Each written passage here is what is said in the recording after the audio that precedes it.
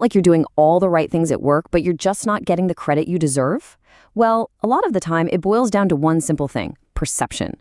The people who are seen as smarter or more credible, they're often the ones who get noticed for promotions and raises. So let's dive into 4 really simple hacks you can use to boost your credibility and make sure your true value gets the spotlight.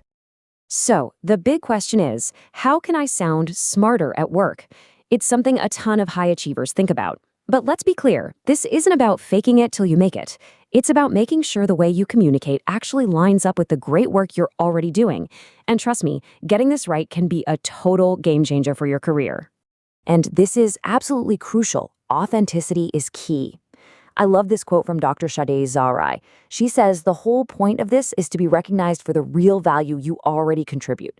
So think of these hacks as tools in your toolbox, designed to help you showcase your skills. If any tip feels phony or just not you, then just don't use it. Simple as that. The goal here is real recognition, not just puffing up your ego. Okay, with that in mind, let's get right into the strategies. These are simple, practical adjustments you can literally start using in your very next meeting to get noticed for all the right reasons. All right, hack number 1. And you know what? This one might seem a little counterintuitive at first. You need to simplify your language. We have this idea that using big, complex words or a lot of corporate jargon makes us sound intelligent. But the research actually shows that the exact opposite is true. I mean, just look at this slide.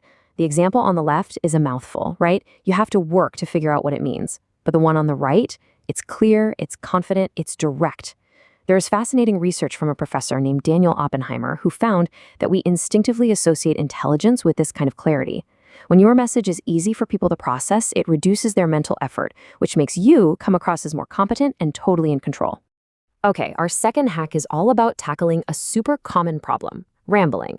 We've all seen it happen. Someone has a great idea, but they bury it in a long-winded story, and you can just see the audience's eyes glaze over. Well, there's a simple 3-step fix for this. So after you've shared some context, you need to deliberately pull everyone's focus back in.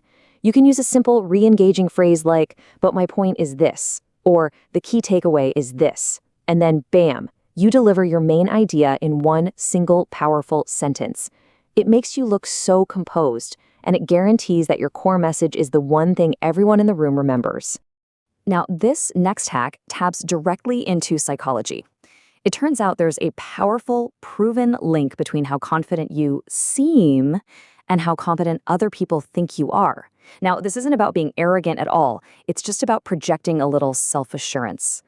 And get this isn't some new idea. A groundbreaking study all the way back in 1982 was the first to really nail down this connection. It helps explain why sometimes the more outspoken person in the room gets promoted faster than their equally talented but maybe quieter colleague. Our brains subconsciously draw a line connecting confidence with capability. So how do you put this into practice? It's actually about small physical and verbal tweaks. Project your voice so people can hear you clearly. Speak with conviction as if you believe what you're saying. Carry yourself with a confident posture. Shoulders back, stand tall, and practice being assertive and speaking your mind. The cool thing is, these actions don't just change how others see you. Over time, they can actually make you feel more confident too.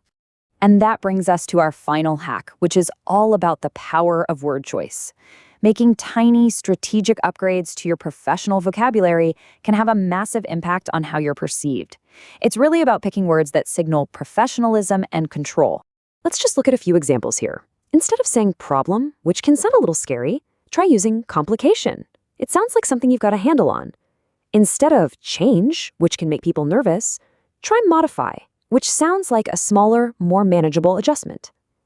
Upgrade casual words like awesome to something more professional, like brilliant. And asking someone to elaborate instead of explain just sounds more collaborative and less demanding. See, they're subtle, but they are so powerful. So, to wrap this all up, these 4 hacks, keeping it simple, nailing the one-sentence takeaway, projecting confidence, and leveling up your language, they're not about becoming someone you're not. Not at all. They're just tools to help you close that gap between how competent you truly are and how competent other people perceive you to be. And that leaves me with one final question for you.